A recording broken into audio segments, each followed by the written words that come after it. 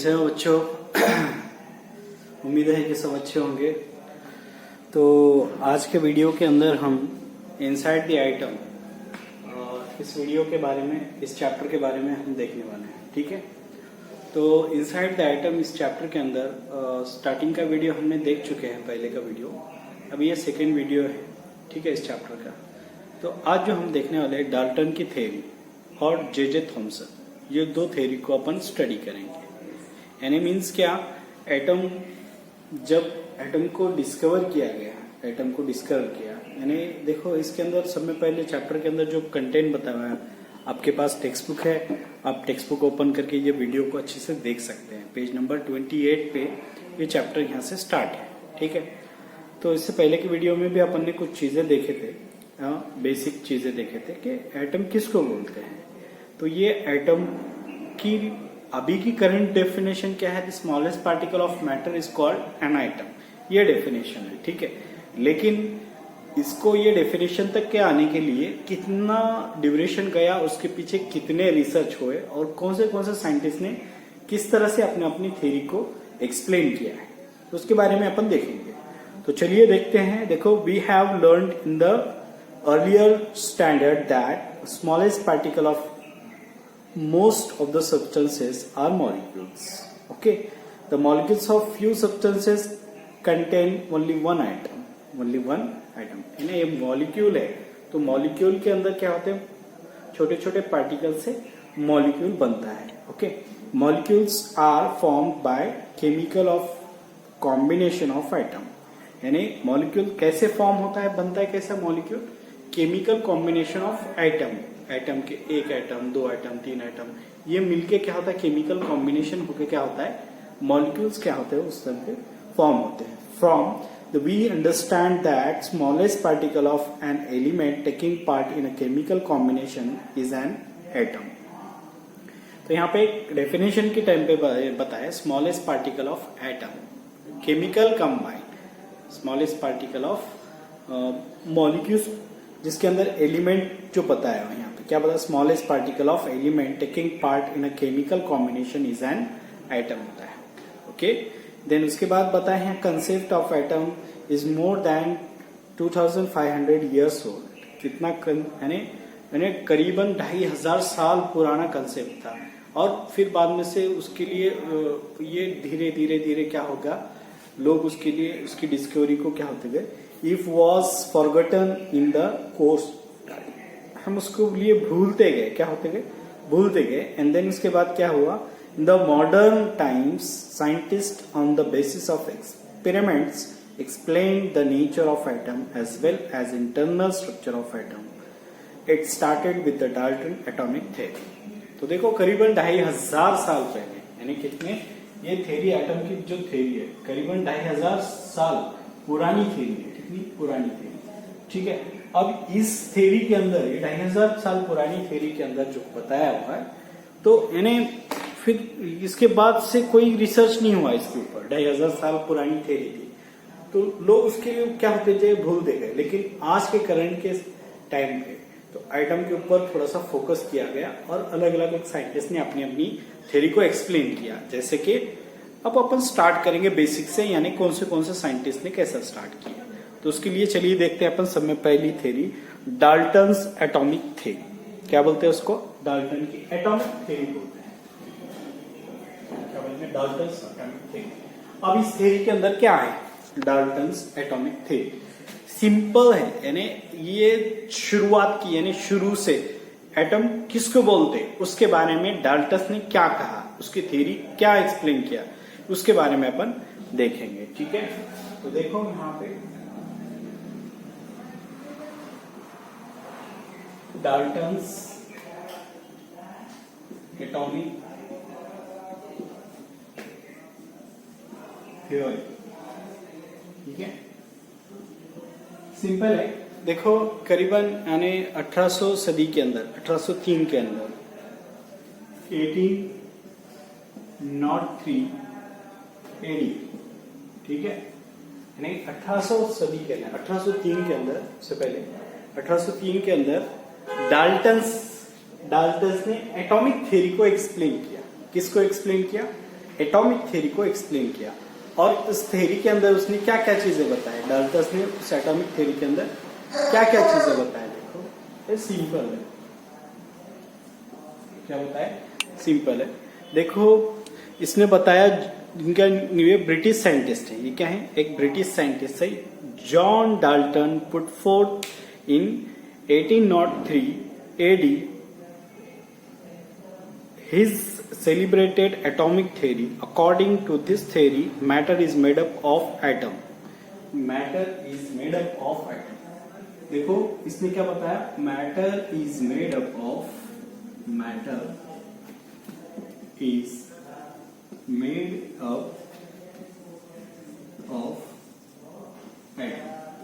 इसने क्या बताया कि एटम, मैटर जो बनता है कैसे बनता है बताया उसने, एटम से बनता है। कैसे, एटम से बनता है। ओके, एंड देन उसके बाद बताया देखो, एंड एटम्स आर देन देखो तो atoms are indivisible and indestructible. All atom of an element are alike while different element have a different atom with a different mass. तो देखो यहाँ पे जो बताया हुआ है, मैं सब में पहली बात यानी एटम जो बताया हुआ है, matter is made up of atom से बना हुआ है, ये एक कंसेप्ट बताया उन्होंने। और ये इनडिविजुएबल यानी उसके दो पार्ट्स नहीं होते, इतना छोटा कि उसके दो पार्ट्स नहीं होते, उसके क्या नहीं होते, दो पार्ट्स नहीं होते, तो उसको क्या बोलेंगे, इंडिविजुएबल।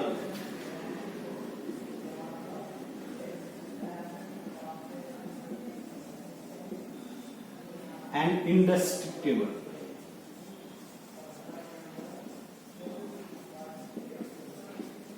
यानी इतना छोटा कि उसके दो पार्ट्स नहीं होते। कौन बताया, डाल्टन ने बताया कि जैसे कि मिसाल के तौर पे यहाँ पे बताया हुआ पेज नंबर 29 पे, a bundi laddu is found to have an internal structure. It is formed by the sticking smallest particles, the bundis, to each other. However, the solid ball, broadly speaking,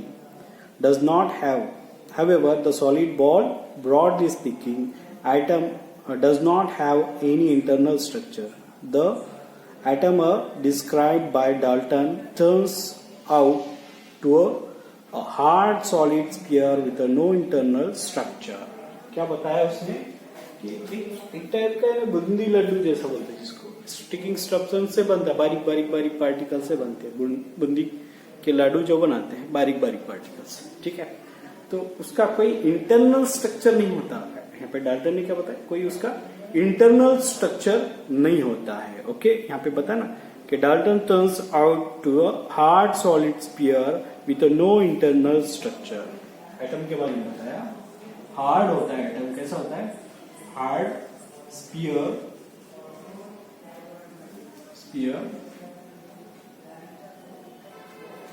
and no internal structure.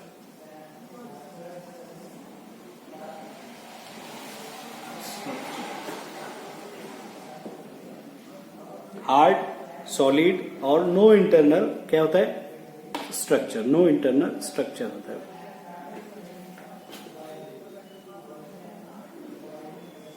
ठीक है, तो इतनी चीजें बताए। तो सबसे पहले क्या बताया यहाँ पे, matter is made up of atom से होता है। ओके, और एटम कैसा होता है, इंडिविजुएबल और इंडिस्ट्रक्टिबल, यानी उसके दो पार्ट्स नहीं होते। सिंपल सी बात में, इंडिविजुएबल डिवाइड होना और इंडिविजुएबल यानी जिसके दो पार्ट्स नहीं होते, जिसके क्या नहीं होते, दो पार्ट्स नहीं होते, उसको बोलेंगे। देन इस तरह से ये थ्योरी के अंदर उसने इस तरह से बताया। एंड देन उसके बाद फिर दूसरे साइंटिस्ट आए जिनका नाम है जे थॉमसन। जिनका नाम क्या है, जे थॉमसन। जे थॉमसन ने क्या बताया, तो उनके थ्योरी के बारे में भी अपन देखने वाले। तो थोड़ा सा और उसके बारे में देखो, पेज नंबर 29 पे अगला point, according to Dalton's atomic theory the mass is distributed uniformly in an atom. यानी एटम के अंदर उसका जो मास है यूनिफॉर्मली डिस्ट्रीब्यूटेड होता है, सब तरफ इक्वली, सब तरफ क्या होता है, इक्वली डिस्ट्रीब्यूटेड होता है। ओके, एंड देन उसके बाद क्या बताया यहाँ पे, The scientist J.J. Thomson demonstrated experimentally that negatively charged particles inside an atom have a mass 1800 times less than the hydrogen atoms. देखो उसके बाद जो दूसरे साइंटिस्ट है ये है साइंटिस्ट, आप इस पॉइंट को नोट करके ले सकते हैं यहाँ पे इस जगह पे। उसके बाद मैं थोड़ा सा J.J. थॉमसन की तरफ चलता हूँ। Okay,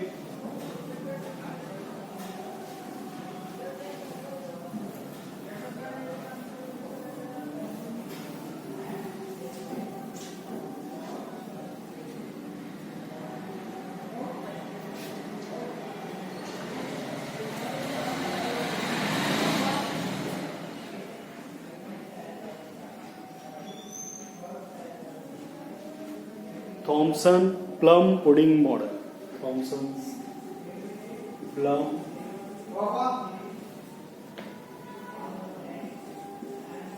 pudding model.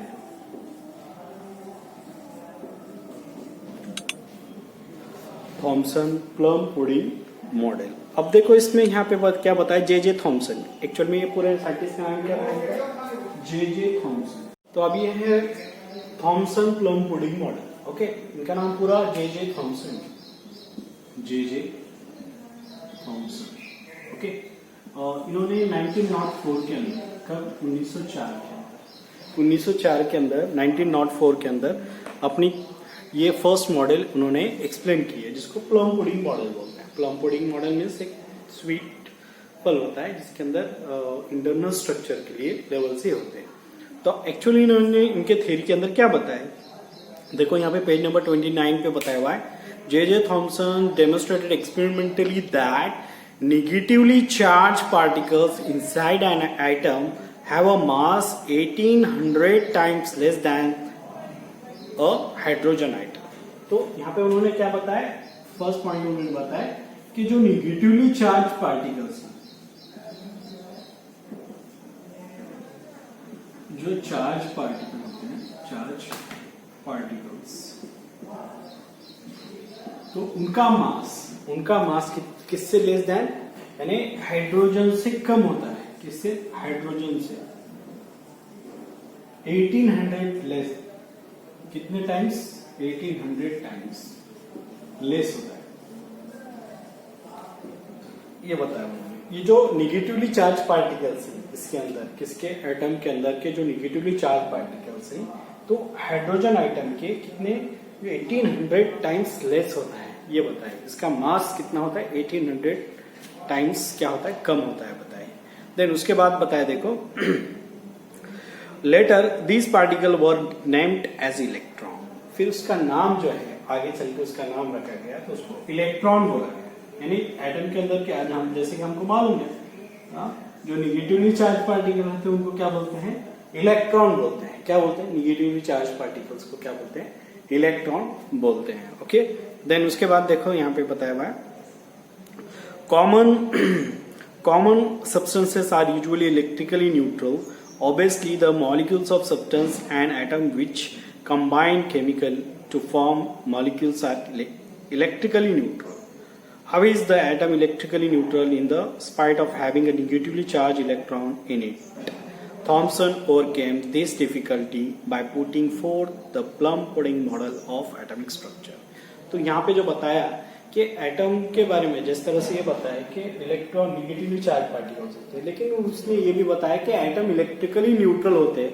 Chemical combination, molecules के जो केमिकल कॉम्बिनेशन होते हैं एटम, ओके, तो वो क्या होता है, केमिकल कॉम्बिनेशन के अंदर इलेक्ट्रिकली न्यूट्रल होता है। लेकिन उसके बाद जहन में नहीं आए, तो उसने क्या बताया कि फिर बाद में से उन्होंने ये Thomson plum pudding model explain किए, प्लम पुडिंग मॉडल, तो जिसके अंदर उन्होंने बताया कि उसके अंदर दोनों भी पार्टिकल्स होते हैं, पॉजिटिव भी और निगेटिव भी पार्टिकल्स होते हैं।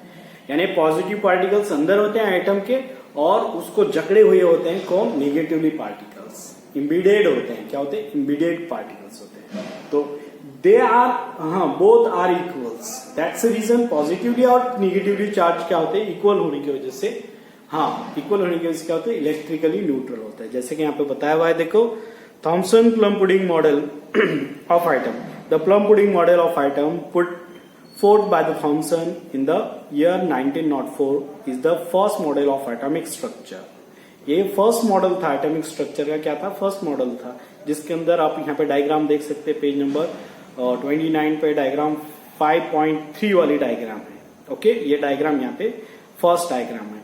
According to this model the positively charge is distributed throughout the atom के पूरे क्या है, पूरे पॉजिटिवली चार्ज पार्टिकल्स हैं, and the negatively charge electron are embedded in it. उसके अंदर कौन बंधा हुआ है, एम्बेडेड मीन्स बंधे हुए हैं, तो उसके अंदर negatively charge particles.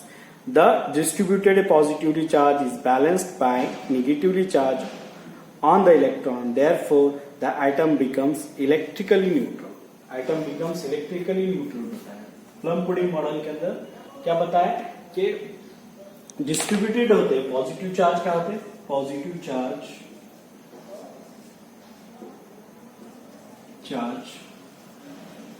Are distributed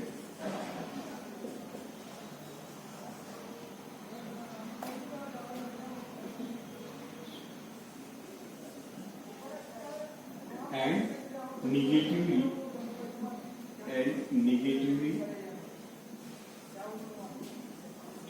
negative charge are embedded in it. Okay, तो इस तरह से होता है कि जे थॉम्सन स्टार्टिंग में तो जब ढूंढा वो एटम को, तो नेगेटिवली चार्ज पार्टिकल्स, उसका मास जो है हाइड्रोजन के 1800 टाइम्स लेस होता है, ये बताया। और उसके अंदर होते हैं इलेक्ट्रॉन, जो इलेक्ट्रॉन बल्कि बाद में से अभी जब नाम रखा गया नेगेटिव पार्टिकल, तो उसको इलेक्ट्रॉन बोलते हैं। लेकिन फिर बाद में से बताया, एक्सप्लेन कर रहा था तो उस टाइम पे बताया कि ये जो है पार्टिकल है ना, एटम क्या होता है, इलेक्ट्रिकली न्यूट्रल होता है, लेकिन वो कंसेप्ट नहीं है। तो फिर बाद में से आके फिर ये थॉम्सन प्लम पुडिंग वाला मॉडल, फर्स्ट मॉडल सामने रखा उसने, कि उसके अंदर बताया कि पूरे यानी एटम के अंदर, inside the atom positively charge होते हैं, और उसके अंदर कौन जकड़ा हुआ होता है, नेगेटिवली पार्टिकल्स होते हैं, एंड दे आर इक्वल। क्या होते हैं, दे आर इक्वल, यानी पॉजिटिव चार्ज और नेगेटिव चार्ज इक्वल होने की वजह से क्या होता है, इलेक्ट्रिकली क्या होता है, दे बिकम इलेक्ट्रिकली न्यूट्रल। क्या होते हैं, इलेक्ट्रिकली न्यूट्रल होता है।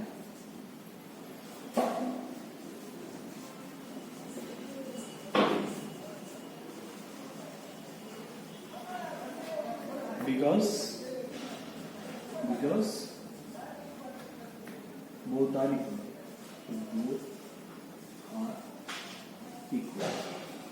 Okay, both are equal means क्या, यानी पॉजिटिव चार्ज भी एंड नेगेटिव चार्ज दोनों भी क्या होते हैं, इक्वल होने की वजह से क्या होते हैं, वो इलेक्ट्रिकली क्या बन जाता है, न्यूट्रल बन जाता है। इस तरह से ये दो साइंटिस्ट है, दोनों साइंटिस्ट यानी पहले एटॉमिक डाल्टन थ्योरी है, सेकेंड वाली जे थॉम्सन थ्योरी है।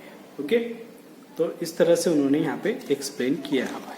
फिर अब आगे बढ़ते हैं, तो रुदरफोर्ड की थ्योरी है, कौन सी है, तो रुदरफोर्ड की थ्योरी को अपन नेक्स्ट वीडियो के अंदर अच्छे से देखते हैं। ठीक है, अभी यहाँ पे रुक जाएंगे अपन।